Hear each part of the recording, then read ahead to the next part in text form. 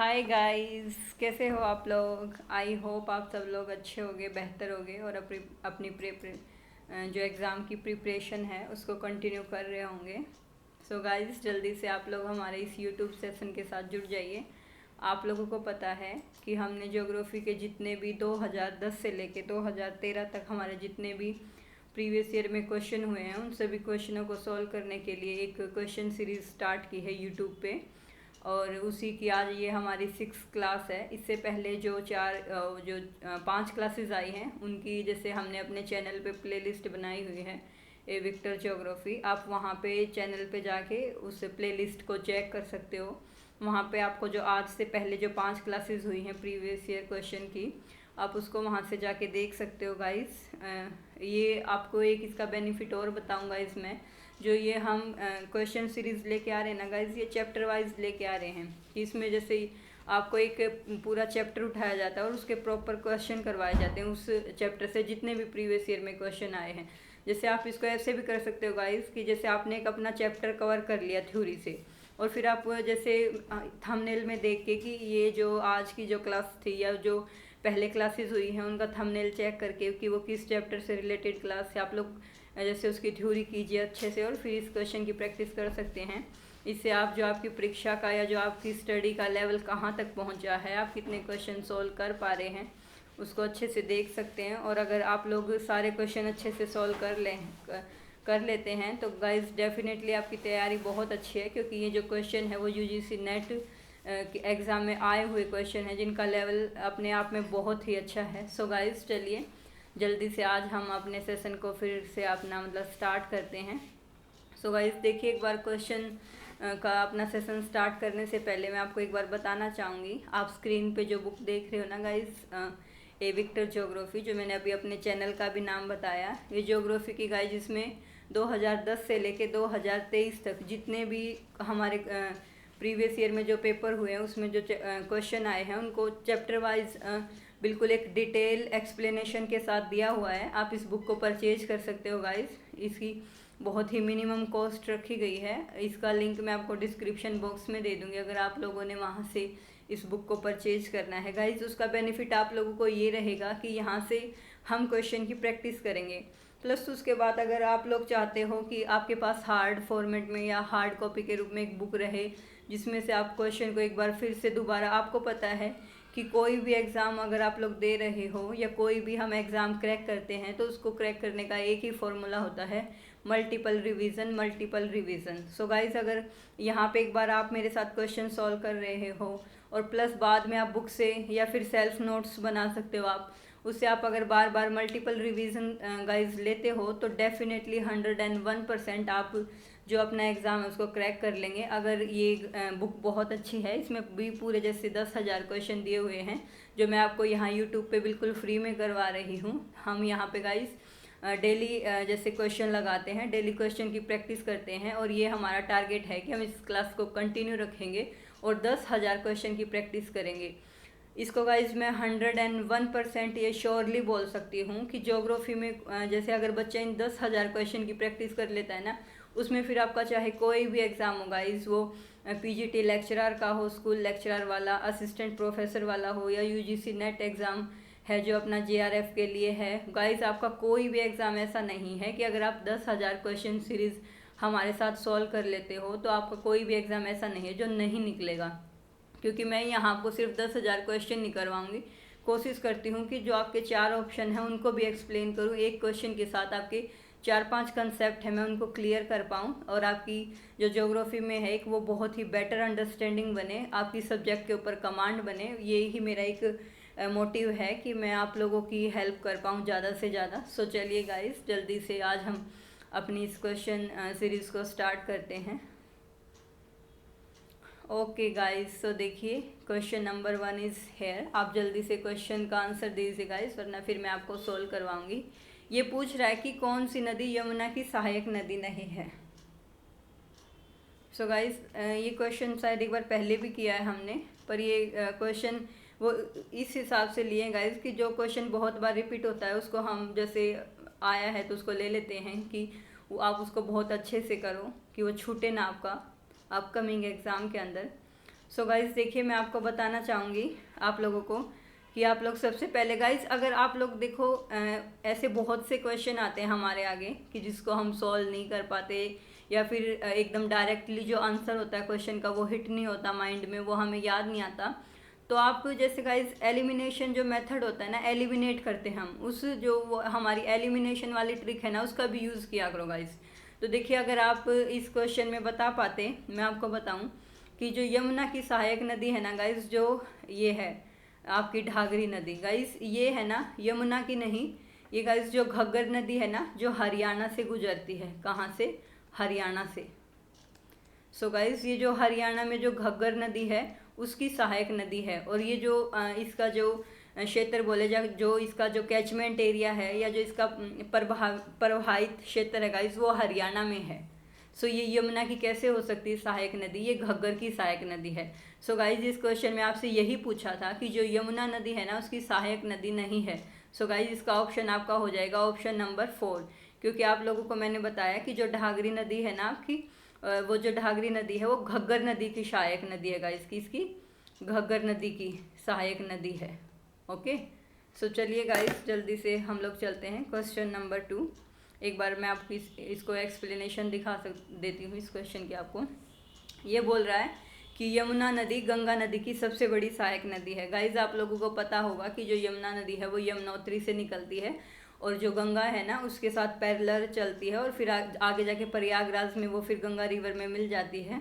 और ये काफ़ी जैसे एक लंबा पाथ है, वो गंगा रिवर के साथ साथ पैरेलल ही उसके साथ साथ फ्लो करती है। सो ये इसने यही बताया है कि जो यमुना नदी है वो यमुनोत्री गढ़वाल से निकलती है और सबसे बड़ी सहायक नदी है, प्रयागराज गंगा में मिल जाती है। और यमुना नदी की जो सहायक नदियां हैं गाइस, उसमें देखो आप लोग देख सकते हो, उसमें आपकी जो सहायक नदी है गाइस वो टॉन्स है, बेतवा है, केन है, सिंध है गाइस, चंबल है, शारदा, कुंता, गिरी, ऋषि गंगा, हिडन, हनुमान गंगा आदि। गाइस ये क्वेश्चन जो पूछा था एक बार, जो वनडे टेस्ट होते हैं उसमें, ये एसएससी में आया था शायद क्वेश्चन, उसमें पूछा था कि गंगा की सहायक नदी है। उसमें आपके 4 ऑप्शन दिए थे, 3 और थे, कोई अलग ही रिवर दी थी, 4th ऑप्शन था हिडन। सो गाइज आप लोग ये जितने भी आपके दिए हुए हैं ना कि जो यमुना की सहायक नदी कौन कौन सी हैं, तो आप लोग इनको एक बार अच्छे से देख लीजिए, क्योंकि ये सिर्फ ना आपके इस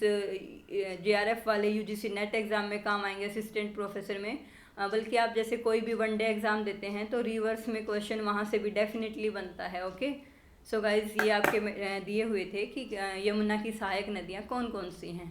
सो मैंने आपको बताई, ये दिसंबर 2021 का क्वेश्चन है गाइस, जो नेट वाले एग्ज़ाम में आया था। चलिए क्वेश्चन नंबर 2 देखिए गाइस, इसमें पूछा है कि पंजाब के दोआबों के बारे में कौन सा कथन सही है। जल्दी से बताइए गाइस, मैं आपको 10 सेकंड दे रही हूँ, आप जल्दी से बताइए, फिर आपको मैं बताऊँगी कि पंजाब के दोआबों के बारे में कौन सी स्टेटमेंट सही दी हुई है। जल्दी से बताइए गाइस, 10 सेकंड है आप लोगों के पास।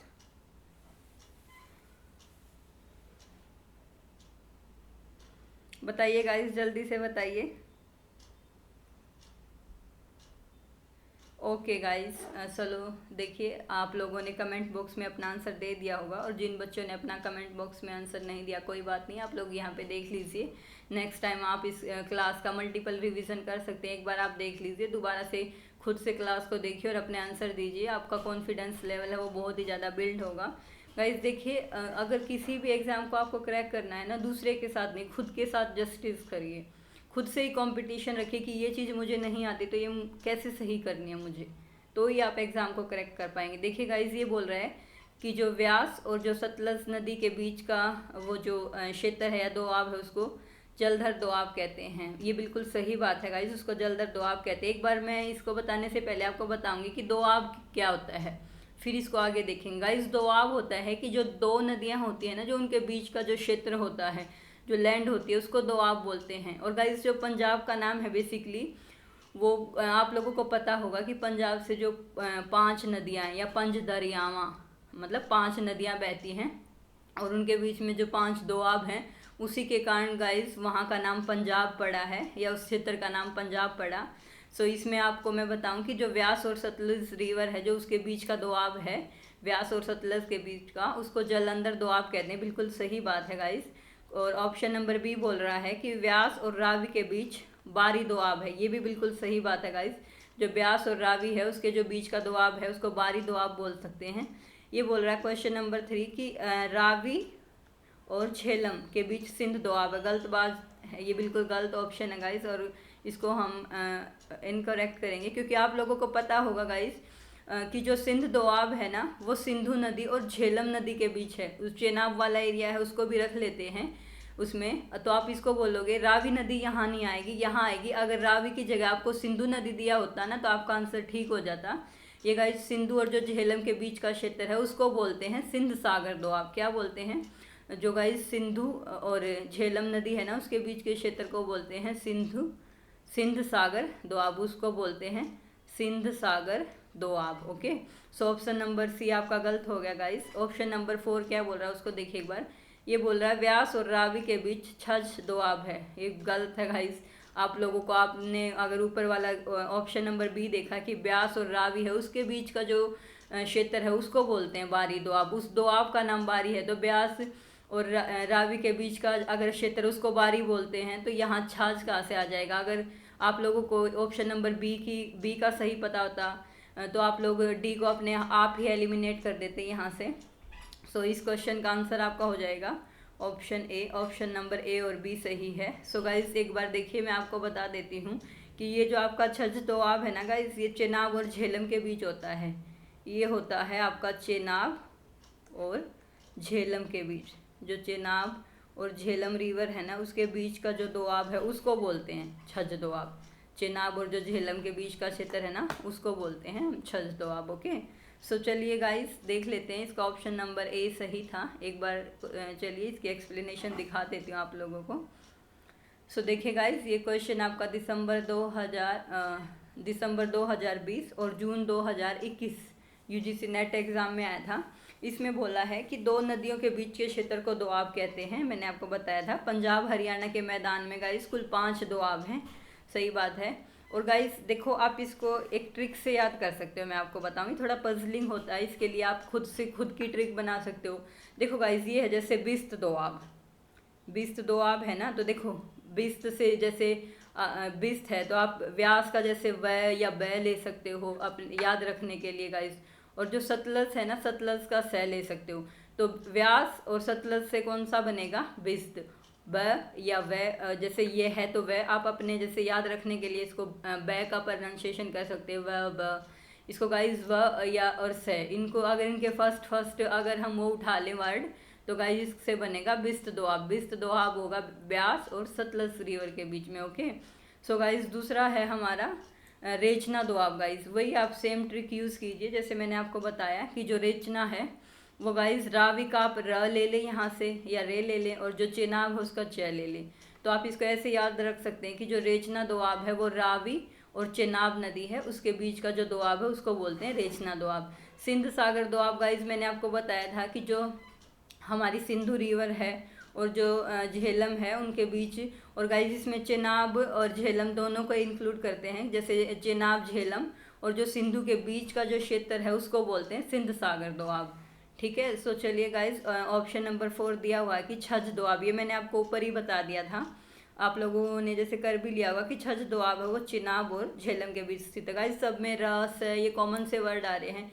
ये च और झ जैसे बोलते हैं ना, ये आपको भी पता होगा कि छ ये उसमें व्यंजन होते हैं या इनको बोलने में ज़्यादा फोर्स लगता है, च झ और झ।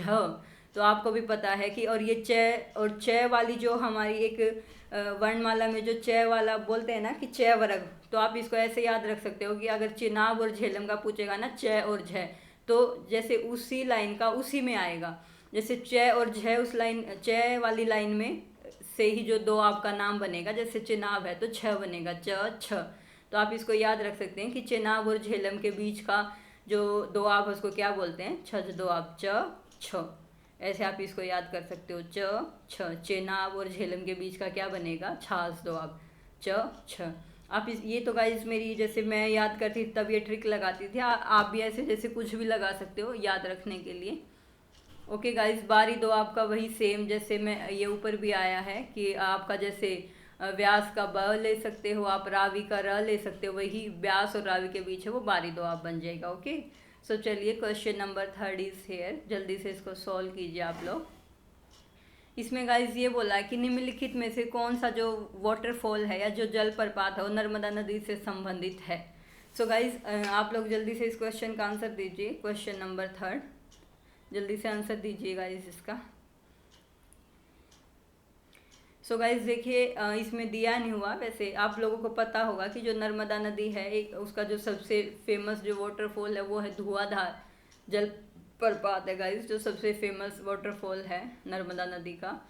और गाइज ये है आपका जैसे ये जो मधार है ये भी आपका बड़ा ही एक फेमस वाटरफॉल है उसका। और गाइस इसको एक ये जो दर्दी वाटरफॉल है ये भी यमुना नदी के ऊपर ही है, बड़ा फेमस है। और गाइस ये यहाँ पे थोड़ा सा प्रिंट है या उस गलत हुई है, टाइपिंग एरर है। ये सहल धारा नहीं होती, ये सहस्त्र धारा होती है।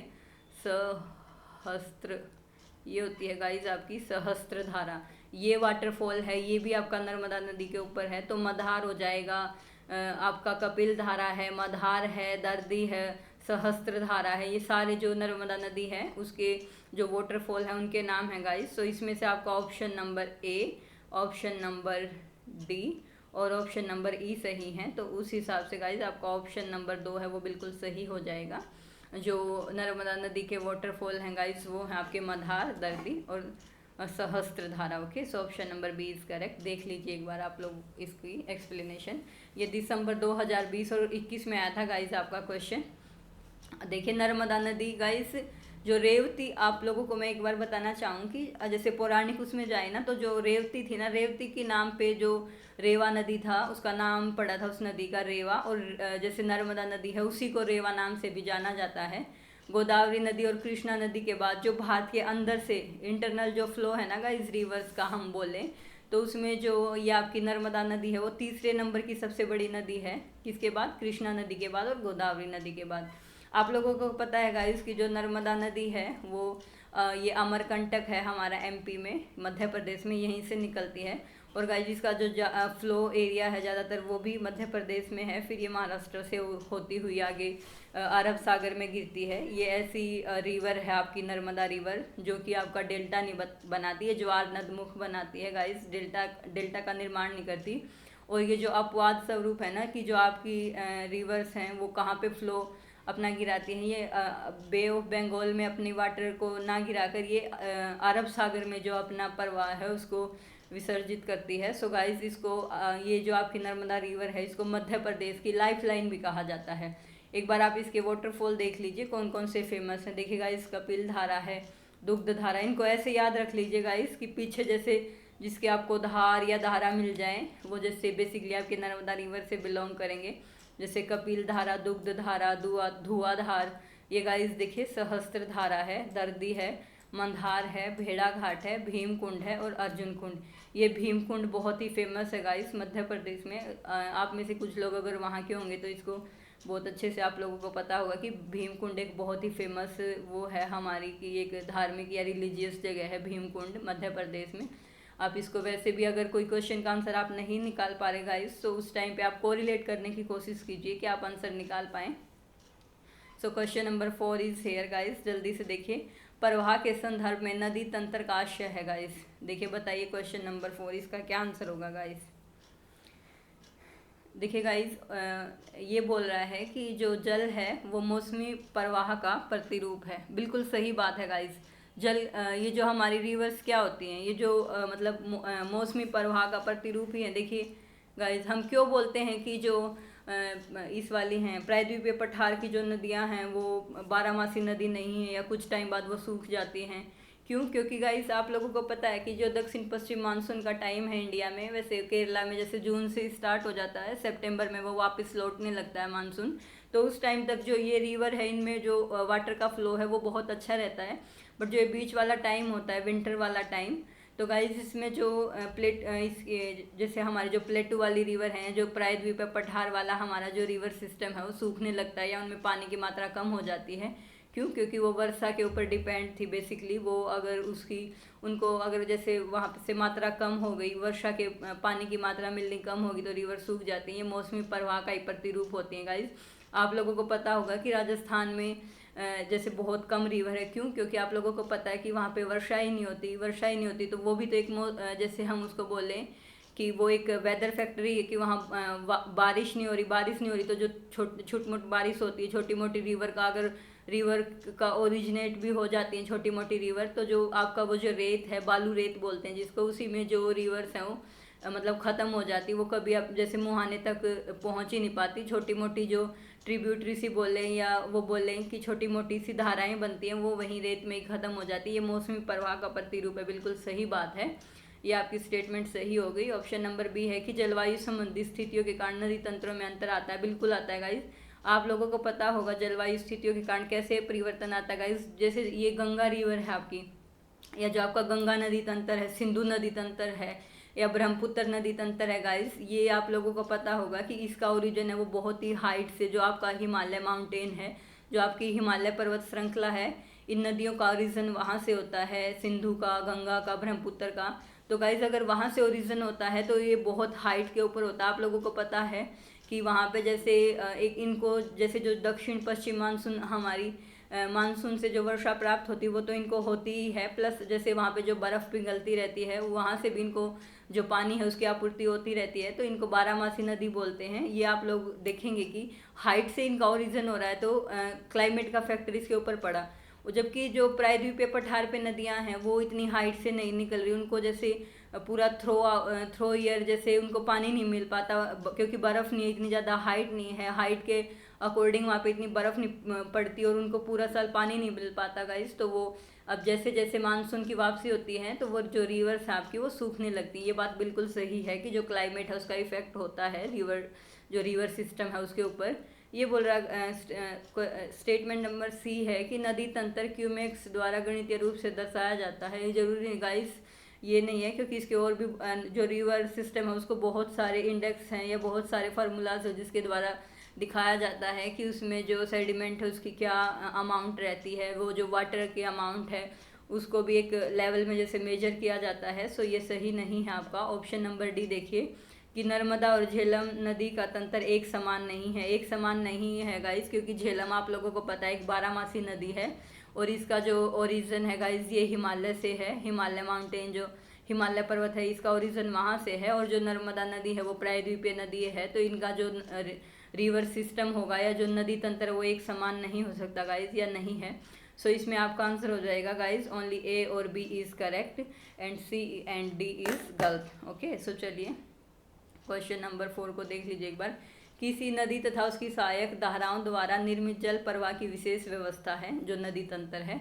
इसमें नदियां एक दूसरे में मिलकर जल की एक दिशीय मतलब एक डायरेक्शनल यूनिडायरेक्शनल, ठीक है, तो ये मिलकर एक दिशीय प्रवाह के मार्ग को बनाती हैं। ओके, सो ये आपका दिसंबर 2020 और 21 दो बार ये क्वेश्चन आया गाइस। तो आप लोग ये जो रिवर वाला चैप्टर बहुत इंपॉर्टेंट है, अगर क्वेश्चन को यहीं से ध्यान से अगर आप लोग मेरे साथ सोल्व कर लेंगे ना, मैं आपको बड़े ही आराम से और बहुत ही मतलब डीप में समझाने की कोशिश कर रही हूँ, साथ में और भी फैक्टर को आप लोगों को बता रही हूँ कि ताकि वो आपको याद रहे और आप भूलें ना इसको। सो आप ये पहले इसकी थ्योरी पढ़िएगा, फिर इसकी MCQ लगाइए इधर से। सो आपका ये चैप्टर बहुत ही अच्छे से क्लियर हो जाएगा। सो क्वेश्चन नंबर 5 इज एयर, जल्दी से इसको करिए कि भारत में हिमाचल प्रदेश राज्य के बारे में कौन सी बातें सही हैं या कौन से कथन सही हैं, जल्दी से पढ़िए गाइस। आप लोगों को पता होगा गाइस कि जो हिमालय है वो जो हमारा इंडिया है उसके जो इंडिया का जो हम बोलें कि जो नॉर्दर्न पार्ट है, जो उत्तरी क्षेत्र है भारत का, वहाँ पे इसकी लोकेशन है हिमाचल प्रदेश की गाइस। जल्दी से आप लोग देखिए गाइस कि जैसे मैं आपको रफली सा इंडिया बनाना चाहूँ। सो गाइस आपका ये जो है हिमालय, ये आपका नॉर्थ में गाइस इधर है आपका हिमालय, ये आपका है जम्मू कश्मीर, फिर उत्तराखंड, फिर आपका ये हिमाचल आ जाएगा, सॉरी हिमालय बोल रही हूँ, ये आपका जम्मू कश्मीर आ जाएगा, फिर आपका इधर जैसे उत्तराखंड है, इधर गाइस आपका ये हिमालय है, उत्तराखंड के नीचे हिमालय। तो ये आपके गाइस नॉर्थ में पड़ जाता है। कहाँ पड़ जाता है? नॉर्थ में, नॉर्थ इंडिया में है हिमाचल। हिमाचल कहाँ पे है आपका? हिमाचल है नॉर्थ इंडिया में। सो गाइज आप लोगों को पता है कि जैसे हिमाचल है, जम्मू कश्मीर है, उत्तराखंड में, यहाँ पे गाइस इन स्टेट के अंदर जो हमारा हिमालय पर्वत है उसका बहुत ज़्यादा विस्तार है।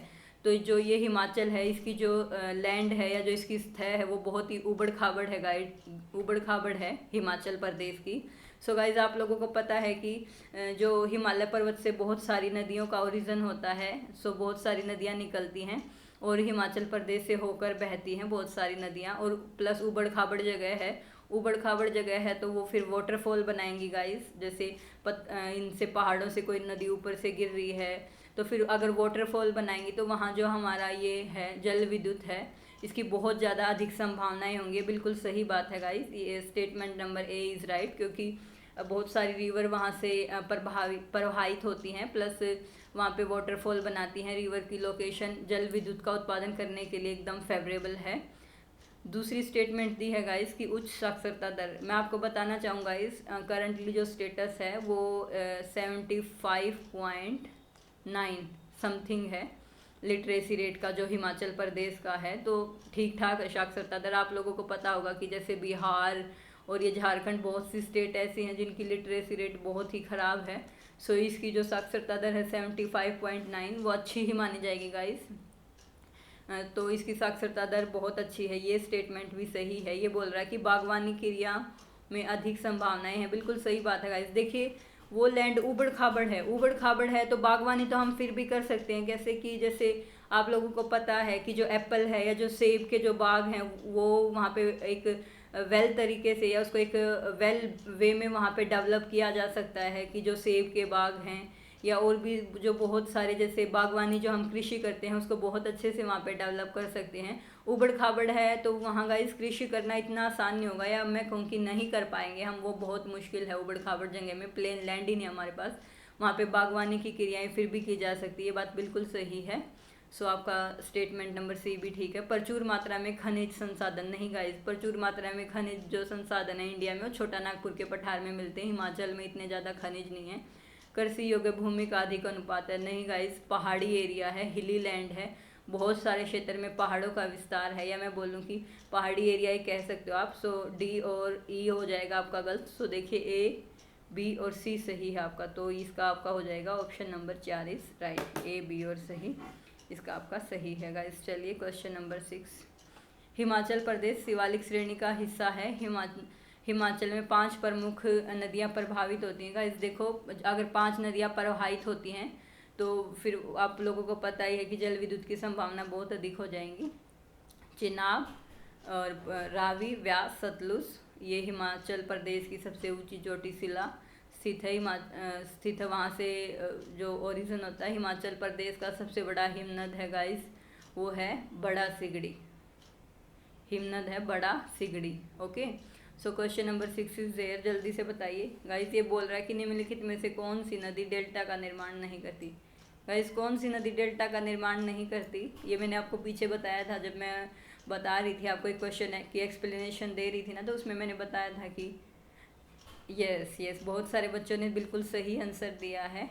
सो गाइस नर्मदा नदी है वो डेल्टा का निर्माण नहीं करती। नर्मदा नदी की गाइस देखिए कृष्णा, कावेरी और ये जो महानदी है ये तो आपका बे ऑफ बंगाल में अपना जो डिपोजिशन करती हैं वाटर की, और जो नर्मदा नदी है वो अरब सागर में करती है और वो जवार नद मुख बनाती है गाइस, डेल्टा नहीं बनाती। ओके, सो देख लीजिए एक बार। नर्मदा नदी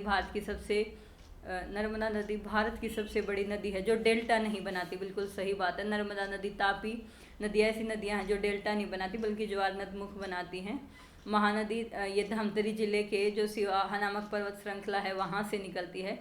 इसको छत्तीसगढ़ की गंगा गाइस, इसको छत्तीसगढ़ जो आपकी जगह है उसकी गंगा भी कहते हैं। कावेरी नदी एक सदा नीरा मतलब जैसे पूरा साल जो, या 12 मासी बोले, जो पूरा साल फ्लो करती बहने वाली नदी है जो पश्चिम घाट में जो ब्रह्मगिरी है ना गाइस पर्वत, ब्रह्मगिरी पर्वत से निकलती है। ओके, देखिए क्वेश्चन नंबर 7। भारत के जो प्रायद्वीप के पूर्व की ओर बहने वाली नदियों का उत्तर से दक्षिण की ओर सही क्रम क्या है। तो देखिए गाइस जल्दी से बताइए उत्तर से दक्षिण की ओर सही क्रम क्या है। अगर आप लोगों को एक भी पता है ना गाइस तो आप इसका सही आंसर निकाल लेंगे।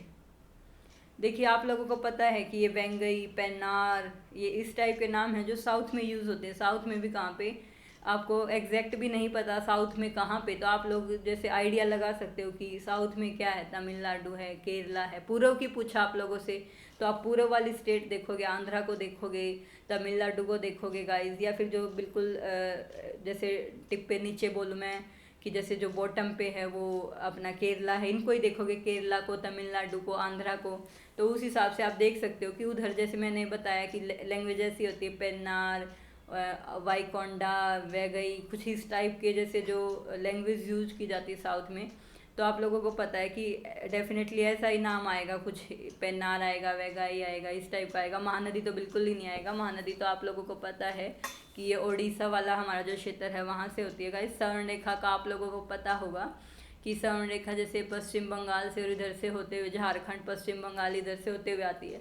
स्वर्ण रेखा नदी पे भी जैसे वाटरफॉल बने हुए हैं जिनसे जल विद्युत ऊर्जा का उत्पादन किया जाता है। और जो छोटा नागपुर के पठार में जो हमारे इंडस्ट्रियल बेल्ट है गाइस, जो हमारा औद्योगिक क्षेत्र है, उसको वहाँ पे जैसे बिजली इसी से स्वर्ण रेखा नदी के ऊपर बहुत सारे वो बने हुए हैं जल विद्युत संयंत्र, जहाँ से इसको बिजली प्रोवाइड की जाती है, छोटा नागपुर के पठार में। सो गाइस जल्दी से इस क्वेश्चन का आंसर देने की कोशिश कीजिए। मैंने आपको बहुत सारी हिंट दे दी, नहीं तो फिर मैं बताती हूँ आपको। देखिए गाइस सबसे ऊपर आ जाएगा आपका स्वर्ण नदी, ठीक है, सबसे ऊपर आ जाएगा गाइस आपका स्वर्ण नदी, फिर आ जाएगा आपका महानदी।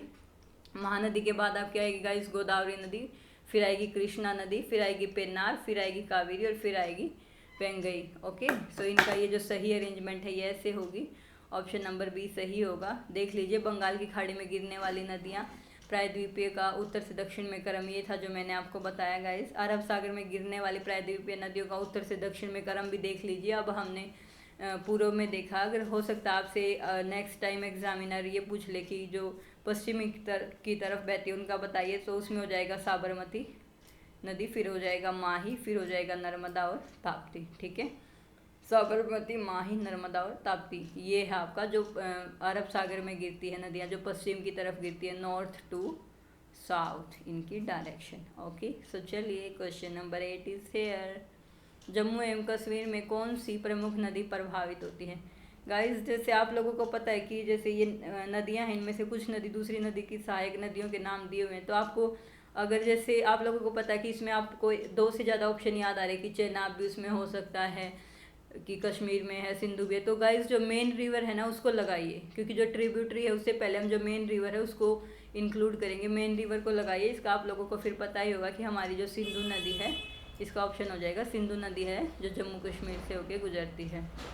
ये हमारा इसके ऊपर पाकिस्तान के साथ सिंधु जल समझौता या सिंधु जल समझौता हुआ है कि कितना वाटर हम यूज़ करेंगे, कितना पाकिस्तान को देंगे। वो 20:20:80 का है शायद, 20:80 का। तो देखिए गाइस क्वेश्चन नंबर इसका 7th का एक्सप्लेनेशन देखिए कि ये कौन सी रिवर हैं जो हिमाचल प्रदेश में प्रभावित होने वाली नदियां हैं, कि चेनाब है, यमुना है, रावी है, व्यास है, सतलज है। पंजाब के अंदर कौन सी प्रमुख नदियां हैं? झेलम, चेनाब, रावी, व्यास, सतलज। सिंधु नदी का जो उद्गम स्थल है गाइस वो तिब्बत के जो मानसरोवर है उसके निकट है, और उसकी उस जगह का नाम है सीन का बाव नामक जलधारा माना जाता है, जहाँ से इसका ओरिजिन होता है। यह तीस्ता एवं कश्मीर के बीच बहती है, सॉरी तिब्बत। गाइस आप लोगों को पता होगा कि जो हमारा इंडिया इसके नॉर्थ में है, तिब्बत का पठार, जिसको हम विश्व की छत या विश्व की गांठ या विश्व की छत भी बोलते हैं। जो तिब्बत का पठार है ना उसको विश्व की छत बोलते हैं। उस तिब्बत का पठार और कश्मीर के बीच में जो ये नदी है प्रवाहित होती है। सिंधु नदी की सहायक नदियाँ देख लीजिए एक बार। जास्कर नदी है, झेलम है, चेनाब है, रावी है, व्यास है, सतलज है, श्योक नदी है, काबुल है और गिलगित नदी है गाइस। नुब्रा भी है इसकी सहायक नदी। ओके, तो चलिए क्वेश्चन नंबर 9, तीस्ता नदी निम्न में से किसकी सहायक नदी है गाइस? अगर आप लोगों ने देखा होगा रिवर सिस्टम को, अगर आपने थ्योरी पढ़ी है रिवर सिस्टम की, तो बहुत इजीली बता देंगे। क्योंकि आप लोग गाइस जैसे हम जो ईस्ट से पढ़ते हैं ना रिवर, एक जैसे आपकी इकलौती रिवर है कि जिसकी जो फ्लो की डायरेक्शन है वो बिल्कुल ही अलग है बहुत सारी रिवर से, जो आपके 1-2 मतलब ये बोले कि स्टेट ना बोल के 1-2 कंट्री से होकर आती है, तो ये उसकी सहायक नदी है। सो गाइज इसका आपका ऑप्शन हो जाएगा ऑप्शन नंबर डी, ये ब्रह्मपुत्र की सहायक नदी है तीस्ता। सो गाइज आप लोगों को पता होगा कि लोहित, दिवांग, दिहांग, तीस्ता ये सब ब्रह्मपुत्र की सहायक नदियाँ हैं। सो देखिए 2015 में आया था क्वेश्चन, इसकी एक्सप्लेनेशन और भी बहुत डिटेल में दी हुई है। आप लोग गाइज इसको एक बार अच्छे से पढ़ लेना, ठीक है। इसका स्क्रीनशॉट लेके इसको अच्छे से पढ़ लेना है, इसके बारे में दिया हुआ है extra information. Guys question number 10 बोल रहा है कि कावेरी जो जल विवाद है वो किन राज्यों के बीच में है। सो बहुत ईजी है गाइस। अभी अगर आप लोग न्यूज़ देखते हैं ना, तो पीछे जो गवर्नमेंट है, जो सुप्रीम कोर्ट ने एक इसके लिए ना एक बेंच बनाई है कि जो अपना एक इस पे अपनी राय देगी कि ये जो बार बार डिस्प्यूट होता रहता है ना रिवर को लेके, कि नदियों के पानी के जल को लेके जो विवाद होता रहता है, ये गाइस होता है आपका तमिलनाडु में है, केरल में है, कर्नाटका में और पांडिचेरी में। सो ऑप्शन नंबर डी सही है। इन स्टेट के लिए मिला के एक बेंच बनाई है सुप्रीम कोर्ट ने कि जो अपनी जजमेंट देगी कि कौन सी स्टेट है कितना वाटर यूज़ करेगी कावेरी नदी का। सो ये भी इसके बारे में बताया हुआ, आप इसको एक बार देख लेना गाइज, ये इम्पोर्टेंट है, एक बार आप इसको देख लो कि कावेरी की सहायक नदियाँ हैं, हेमावती है, काबिनी है, अमरावती है। देखिए गाइस, कावेरी की सहायक नदियों में सबसे फेमस है वो अमरावती, काबिनी और हेमावती है, और ये बंगाल की खाड़ी में गिरती हैं।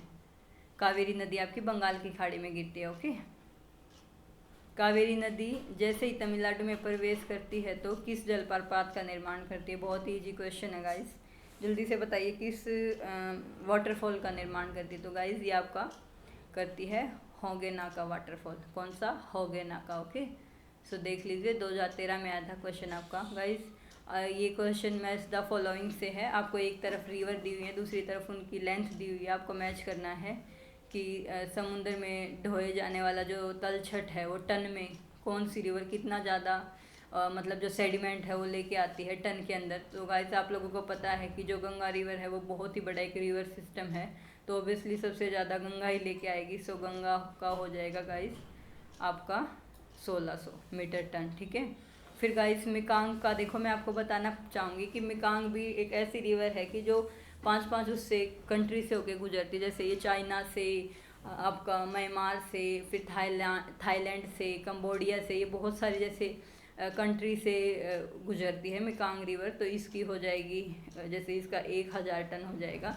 फिर गाइज आपका ब्रह्मपुत्र का है वो 726 हो जाएगा। फिर आपका हो जाएगा यांगसी का 500। तो इस हिसाब से आप एक बार देख लीजिए।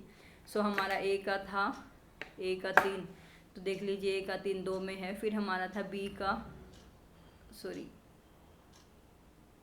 हाँ, ए का 3 और फिर बी का 4। देखिए बी का 4 किस में दिया हुआ, ये दिया हुआ guys, option number C is right हो जाएगा। अगर 2 का भी पता होता तो आप निकाल लेते हैं। सिंधु नदी कहाँ से निकलती? बहुत इजी क्वेश्चन है गाइस, अगर पढ़ा है तो। अगर नहीं पढ़ा तो फिर तो ये भी टफ ही लगेगा आपको। सो गाइस अगर आप लोग पढ़ रहे हैं तो मतलब आप इन क्वेश्चनों के आंसर कर पा रहे होंगे, इजी लग रहे होंगे आपको। और नहीं पढ़ रहे तो फिर आपके लिए चिंता का विषय है गाइस, सोचना शुरू कर दीजिए। एग्ज़ाम बिल्कुल आने वाला, 2 दिन में उसकी तैयारी नहीं होगी। सिंधु नदी कहाँ से निकलती है? वो निकलती है कैलाश श्रेणी से। So option number B is correct. चलिए देख लीजिए, ये 2015 में आया था। ये जो भारत की नदियां हैं ना गाइस, वो कहाँ से निकलती हैं? जैसे आपकी झेलम है वो शेषनाग से निकलती, शेषनाग झील से। जम्मू कश्मीर से जो चेनाब नदी है वो बारालाचा दर्रे के निकट जो उससे प्रवेश करती है, और रोहतांग दर्रे से निकलती। सतलज नदी मानसरोवर में जो राकस ताल है वहाँ से निकलती है। लिस्ट दी हुई है आपकी पूरी। इसका एक बार ना गाइस आप इसका स्क्रीनशॉट ले लीजिए और फिर इसको जैसे अच्छे से मतलब पॉइंट वाइज लिखिए और इसका बार बार रिवीजन कीजिए। कोई भी एग्ज़ाम होगा यहाँ से क्वेश्चन आता ही आता है। और अगर आप जैसे अभी क्वेश्चन सीरीज़ को देख रहे हैं और वो नहीं कर रहे तो आप सर की बुक खरीद सकते हो, आपको वहाँ से जैसे प्रिंटेड मटेरियल मिल जाएगा। यहाँ से क्लास कीजिए और रिविज़न वहाँ से कीजिए लिखने में, अगर आप सोच रहे हैं कि जैसे नोट्स में आपका टाइम वेस्ट होता है ज़्यादा। सो देखिए गाइस क्वेश्चन नंबर 14 ये बोल रहा है कि आपको रिवर दी है, उनकी सहायक नदियाँ बतानी कौन सी। देखिए गाइस मैंने आपको बताया था अभी, अगर आपको पीछे वाली एक्सप्लेनेशन याद है कि जो कावेरी नदी है उसकी सहायक नदी है अमरावती नदी। तीस्ता नदी मैंने बताया था आपको कि जो ब्रह्मपुत्र उसकी सहायक नदी है तीस्ता नदी। गंगा की सहायक नदी हमने पढ़ी थी यमुना है गाइस, जो उसके पैरेलल, जो यमुना नदी है वो गंगा के पैरेलल चलती है वेस्ट टू ईस्ट, और फिर जो प्रयागराज है वहाँ पर जाकर गंगा नदी में मिल जाती है यमुना। एक ही बचा गाइस, इसको आप वैसे ही लगा देते कि जो वेंगई है वो फिर किसकी बच गई? वो बच गई सुरुल की। सो इसके हिसाब से आपका ऑप्शन हो जाएगा ए का 3, बी का 4 और सी का 1। सो ये option number C is correct. Okay, so चलिए दिसंबर 2014 में आया था आपका यूजीसी के एग्ज़ाम में ये आपका क्वेश्चन। ये देखिएगा इस क्वेश्चन नंबर 15, ये जो नदी हैं ये उनके आधुनिक नाम हैं और ये है ऋग्वेद टाइम के। आप लोगों को पता होगा कि हम जैसे पढ़ते हैं ना कि जो हमारा एंशियंट इंडिया, एंशियंट हिस्ट्री जो पढ़ते हैं उसमें हमारा जो टाइम था, वेदास का जो हमारा पोर्शन है वो वेदास वाले में हम पढ़ते हैं कि जो ऋग्वेद था वो सबसे पुराना वेद है। उसके अंदर इन जो ये उस ऋग्वेद के अंदर कि जो आपकी रिवर्स है उनके लिए पहले क्या नाम यूज़ करते थे या क्या बोलते हैं, तो ये दिया हुआ मैच द फॉलोइंग का क्वेश्चन है गाइस। जल्दी से इसको मैच कर दीजिए आप लोग फटाफट। क्वेश्चन नंबर 15 गाइस, जल्दी से सॉल्व कीजिए इसको। ओके, सो देखिए गाइस, जो सतलुज है उसको बोलते थे हम सतुद्री। क्या बोलते थे? सतुद्री, सतलुज को। ओके, और ये जो ब्रह्मपुत्र है इसको बोलते थे लोहिती। इसको आप गाइस अगर बिल्कुल भी कुछ भी याद नहीं आ रहा था ना तो ऐसे याद रख सकते हो आप कि जो ब्रह्मपुत्र होती है ना, लोहित, दिवांग, दिहांग, इसकी सहायक नदियां हैं। तो लोहिती शब्द मैच कर रहा है, आप इसकी सहायक नदी है ब्रह्मपुत्र से, तो हो सकता है कि ब्रह्मपुत्र से ही रिलेटेड नाम रहा हो, फिर आगे सहायक नदी का नाम रख दिया हो। अगर बिल्कुल कुछ भी दिमाग में नहीं आ रहा था तो गाइस आप इसको कहीं ना किसी ट्रिक से याद करके करने की कोशिश किया कीजिए। तो ब्रह्मपुत्र का हो जाएगा लोहितीय। और गाइस उसके बाद है आपका ये इंडस। इंडस को तो ये हम बोलते हैं सिंधु घाटी की सभ्यता। इंडस रिवर, इसी के नाम पे इंडिया का नाम जैसे रखा है, बहुत सारे नाम चेंज होते गए। जैसे सिकंदर या अलेक्जेंडर ने इसको कुछ और बोला था इस रिवर का नाम, तो ऐसे ही इंडिया के नाम चेंज होते गए। इंडस रिवर है, उसको सिंधु नाम से जाना जाता था। बची आपकी झेलम, उसको जाना जाता था विस्ता के नाम से। ओके, सो इस हिसाब से देख लीजिए आपका क्या कौन सा मैच बनता है। ए का 4 और डी का 3। सो गाइस डी का 3 और ए का 4 ये इसी में है। बी का 1 भी मैच कर लो, ये इसमें है। So option number B is correct. So देख लीजिए ये नाम दिए हुए हैं कि जो तीस्ता नदी का पुराना नाम था वो विस्ता था। चेनाब का नाम था अस्किनी।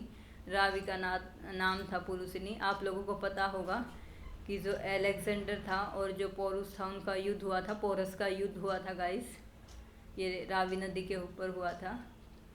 और ये आपका सतलज नदी, इसको सतुद्री के नाम से जाना जाता है। व्यास नदी को विपाशा नदी कहते थे। गंडक नदी को सदानीरा नदी, और ये गोमती नदी है इसको गोमल नदी, और घग्गर को सरस्वती नदी। आप लोगों को पता है कि सरस्वती नदी अब लुप्त हो चुकी है, इसको बोल रही है गवर्नमेंट कि इसको फिर से खोजेंगे, ये करेंगे। ये आपको गाइस मैंने बताया था कि आपका जो आया था डांगरी नदी, वो भी आपकी घग्गर नदी की सहायक नदी थी। ये हरियाणा से जो घग्गर नदी है ये हरियाणा में इसका ये जो प्रवाहित होती है हरियाणा से।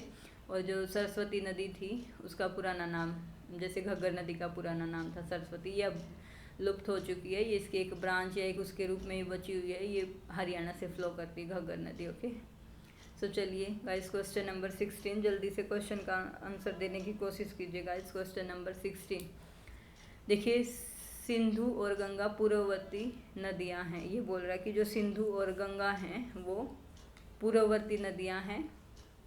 ये नदियां हिमालय पर्वत प्रदेश में अत्यधिक संकरी और गहरी घाटियों से गुजरती हैं। सो गाइस ये क्वेश्चन अगर आप लोगों ने ये पढ़ा ज्योग्राफी ऑफ इंडिया तो उसमें आपने फॉर्मेशन ऑफ हिमालय पढ़ी है, तो वहाँ से है ये क्वेश्चन।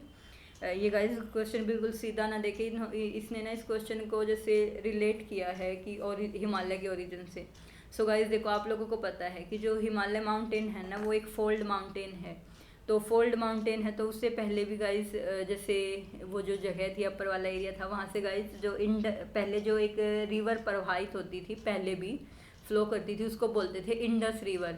और ये जो सिंधु गंगा है ना ये उसी का विस्तार या उसी का अंश माने जाती है गाइस। तो ये जो नदियाँ है ना ये पूर्ववर्ती नदियाँ, हिमालय के ओरिजिन से पहले भी नदियाँ बहती थी। ये बिल्कुल सही बात है गाइस, सिंधु और गंगा है ना वो पूर्ववर्ती नदियाँ हैं। ओके, और ये नदियाँ हिमालय पर्वत प्रदेश में अत्यधिक संकरी और गहरी घाटियों से गुजरती है। यस गाइस बिल्कुल सही है, क्योंकि ये इसमें हिमालय में बहुत ही संकरी और गहरी घाटियों से गुजरती हैं। और ये पूर्ववर्ती नदियाँ, पूर्ववर्ती इसकी सेंस वो भी हो सकती है कि एंसीडेंट जो बोलते हैं कि पूर्ववर्ती नदियाँ इसकी, तो इसकी एक्सप्लेनेशन भी सही है। Question number A is option number A is right. पूर्ववर्ती नदी वह नदी जो वर्तमान में उच्चवचीय रूप विकास से पूर्व, उसके विकास से पूर्व या उसके विकास से पहले भी विद्यमान थी और वर्तमान में भी अपने यथावत मार्ग को बनाए हुए हैं। बिल्कुल वही हम लोगों ने पढ़ा। पूर्ववर्ती नदियों के उदाहरण जैसे सिंधु, सतलज, ब्रह्मपुत्र और यमुना। ओके गाइस, सिंधु, सतलज, ब्रह्मपुत्र, यमुना और गंगा, ये सब इनके उदाहरण। Okay, so question number 17 is share. जल्दी से देखिए, चेनाब नदी, व्यास, गंगा, ब्रह्मपुत्र। ये गाइस आप लोगों ने देखा कि ये नदियाँ हैं और इनका उद्गम कहाँ से है, जल्दी से बताइए गाइस। क्वेश्चन नंबर 17 देखिए गाइस, इसमें इतनी सोचने वाली बात ही नहीं है। आप लोगों को अगर वही है, थोड़ा सा भी एक दो भी अगर आप लोग मैच कर लेते हैं तो आप इजीली इस क्वेश्चन का वो निकाल पाएंगे आंसर। जल्दी से बताइए। देखिए गाइस, क्वेश्चन नंबर 17, चेनाब। तो गाइस चेनाब का क्या है? चेनाब मैं आपको बताऊं कि जो वृद्ध हिमालय है हमारा, या इसको आप हिमाद्री भी बोल सकते हो, वहाँ से इसका ओरिजिन होता है। ये कश्मीर से होके गुजरती है। चेनाब कश्मीर से नहीं, सॉरी, हिमाचल प्रदेश से फ्लो करती है चेनाब रिवर। व्यास का गाइस आप लोगों को बताऊं कि जो व्यास कुंड है, व्यास नदी का जो ओरिजिन है वो व्यास कुंड या कुल्लू पहाड़ियों से है। गंगा का गंगोत्री जो ज्वार मुख, गंगा का गाइस जो गंगोत्री जो मुख है या ग्लेशियर है, वहाँ से इसका ओरिजिन होता है। यमुना का यमुनोत्री जो ग्लेशियर है, वहाँ से इसका ओरिजिन होता है गाइस। और जो ब्रह्मपुत्र है आपकी, ब्रह्मपुत्र और सिंधु, ये इनका ओरिजिन होता है गाइस कैलाश श्रेणी से। ब्रह्मपुत्र और आपका सिंधु का जो ओरिजिन है वो कैलाश श्रेणी से होता है। गंगा का गंगोत्री से, यमुना का यमुनोत्री से, व्यास रिवर का व्यास कुंड कुल्लू की पहाड़ियों से, और चेनाब का वृद्ध हिमालय से गाइस। ओके, सो इस हिसाब से इनका ए का ए, बी का 2, ये हो जाएगा आपका option number A is correct. ये गाइस इनका दिया हुआ है कि सिंधु नदी वो मानसरोवर के निकट जो सनखोख्या हिमनद है वहाँ से निकलती है। सतलज मानसरोवर के निकट राकसताल से निकलती है। झेलम है जो आपकी वो बेरीनाग के समीप जो शेषनाग झील है वहाँ से। चेनाब हिमाचल प्रदेश में जो बारालाचा दर्रा है, ये गाइस आप लोगों को पता होगा कि जो हमारा वृद्ध हिमालय है हिमाचल प्रदेश में, वहाँ पे जो रोहतांग दर्रा है ना, वहाँ से आप लोगों की निकलती है चेनाब रिवर। सतलज की सहायक नदी है ये। और ये जो व्यास रिवर, ये हिमाचल प्रदेश में गाइस रोहतांग दर्रे के निकट ही व्यास कुंड से निकलती है। ओके, सो क्वेश्चन नंबर 18 इसे जल्दी से देखिए गाइस।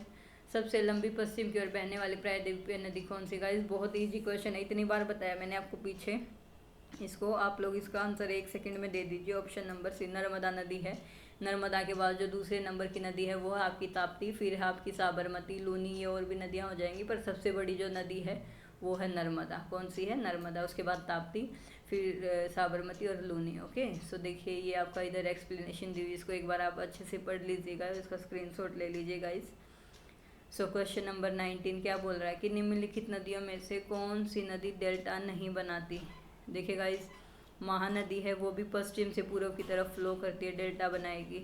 गोदावरी नदी भी डेल्टा बनाती है, ठीक है। गंगा नदी है उसका वो तो आपको पता है कि जो गंगा नदी डेल्टा बनाती है वो तो विश्व विख्यात या विश्व प्रसिद्ध है। जो डेल्टा वहाँ पे जो सुंदरी के वन पाए जाते हैं, उसी के नाम पर जो सुंदरवन डेल्टा है उसका नाम रखा गया है। गंगा जो डेल्टा बनाती है ना, वहाँ पे सुंदरी के वृक्ष पाए जाते हैं। एक पेड़ जो है उसकी प्रजाति का नाम है सुंदरी, और उसी के नाम पे रखा गया उसका नाम सुंदरवन डेल्टा। तो ये तो डेल्टा बनाती है, ये तो विश्व के सबसे बड़े डेल्टाओं में इसका नाम है गंगा डेल्टा का नाम। गोदावरी भी बनाती है और महानदी भी बनाती है गाइस। सो कौन सी नहीं बनाती? ताप्ती नहीं बनाती। नर्मदा, ताप्ती, ये आपके ज्वार नद मुख बनाती है, डेल्टा नहीं बनाती। ओके, सो देखिए भारत में डेल्टा न बनाने वाली नदियाँ नर्मदा और ताप्ती। क्वेश्चन नंबर 20 ये आज का लास्ट क्वेश्चन है गाइस, जल्दी से एक बार इसको देख लीजिए। ये हमारा आज का लास्ट क्वेश्चन था। कौन सी नदी हिमाचल प्रदेश के रास्ते से होकर नहीं बहती?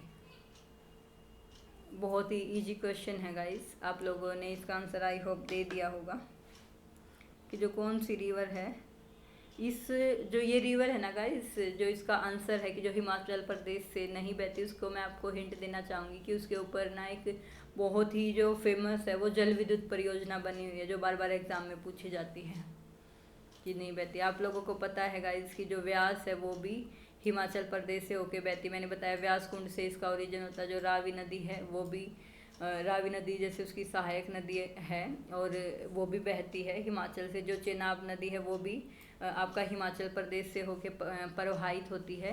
पर जो झेलम नदी है ना गाइस, ये हिमाचल प्रदेश से नहीं, ये जम्मू एंड कश्मीर जो आपका JNK है ना, वहाँ से उस JNK राज्य से प्रवाहित होती है झेलम नदी, हिमाचल से नहीं। सो आज का हमारा लास्ट क्वेश्चन था। हिमाचल प्रदेश में प्रवाहित होने वाली 12 मासी नदियाँ आपकी व्यास है, झेलम, रावी, सतलज, यमुना। जो और इन नदियों के नाम आधुनिक नाम एवं प्राचीन नाम दिए हुए हैं, आप इसको देख सकते हो। सतलुज को सतुद्री, सतत को व्यास, अराजाकिया या विपाशा इसको बोलेंगे, और रावी को बोलेंगे पुरुषानी। जो आपकी इरावती है पुरासानी। चिनाब को बोलेंगे असीकनी। यमुना को बोलेंगे कालिंदी। यमुना को क्या बोलेंगे? कालिंदी। और जो चिनाब उसको बोलेंगे असीकनी। और जो पुरुषिनी है वो बोलेंगे इरावती को। जो विपाशा है वो बोलेंगे रावी को। जो व्यास उसको बोलेंगे अर्जाकिया जो भी है। और इसको जो सतलज है इसको बोलेंगे सतत या सतुद्री। ये था हमारा आज का last question guys. So guys एक बार देखिए, मैं आपको जल्दी से बताना चाहूँगी। यहाँ पे तो गाइज हम क्वेश्चन की प्रैक्टिस कर रहे हैं। देखो क्वेश्चन की प्रैक्टिस आप लोग करते हैं तो डेफिनेटली इसका फ़ायदा आप लोगों को होने वाला है। बट गाइज अगर आप लोग अच्छे से थ्योरी करके फिर क्वेश्चन की प्रैक्टिस करते हो तो उसको आप उस चीज़ का फ़ायदा आपको बहुत ही ज़्यादा मात्रा में मिलेगा। मैं एक बोलना चाहूँ तो अगर आप लोग थ्योरी करना चाहते हो तो अजय सर ने एक ज्योग्राफी के लिए बैच स्टार्ट किया, गारंटीड बैच। वहाँ से आप सर का जैसे जो कोर्स है उसको परचेज कर सकते हैं और फिर जैसे वहाँ से थ्योरी पढ़ के यहाँ से क्वेश्चन की प्रैक्टिस कर सकते हैं। और गाइस अदरवाइज़ भी जैसे आप लोग अगर तैयारी खुद से भी कर रहे हैं तो देखिए, अगर आप लोग जैसे ये थंबनेल पे देख लीजिए, प्लेलिस्ट बनी हुई है कि आज मैंने ये चैप्टर किया रिवर वाला, और फिर प्रीवियस ईयर के इसके क्वेश्चन मुझे सारे एक ही जगह मिल जाएंगे 2010 से लेके 23 तक के। आज मैं रिवर वाला क्वेश्चन खुद से पढ़ूंगी, सेल्फ स्टडी करूँगी, या फिर सर का बैच ले लेते तो वो और भी बहुत अच्छा है। उसमें आपको और भी ज़्यादा हेल्प मिलेगी कि वहाँ से मैं ये रिवर वाला चैप्टर पढ़ूंगी थ्योरी से, और फिर यहाँ पे क्वेश्चन की प्रैक्टिस करूँगी कि मैं कितने क्वेश्चन सही कर पा रही हूँ, क्या किस तरह के क्वेश्चन ओरिजिनेट हो रहे हैं, किस तरह के क्वेश्चन का फॉर्मेट बन रहा है, कैसे क्वेश्चन आ रहे हैं। ओके सो गाइज चलिए आज की क्लास हमारी यहाँ पे फिर ख़त्म होती है। सो गाइज मस्त रहिए, हंसते खेलते रहिए, अपनी जो प्रिपरेशन है उसको बहुत ही अच्छे ढंग से करिए। और जैसे जो आपकी सक्सेस है उसके लिए हर रोज़ जैसे आप ये सोचिए कि मुझे कल से नेक्स्ट डे और भी ज़्यादा एक बेटर करना है खुद को, कि जो अपनी सक्सेस है उसमें एक और मील का पत्थर मुझे जोड़ देना है। और डेफिनेटली मतलब इस बार मैं जो भी एग्ज़ाम दूंगा या दूंगी उसमें मैं अपनी मतलब जो सफलता है वो सुनिश्चित कर लूँगी। So guys okay bye bye, जय हिंद, जय भारत।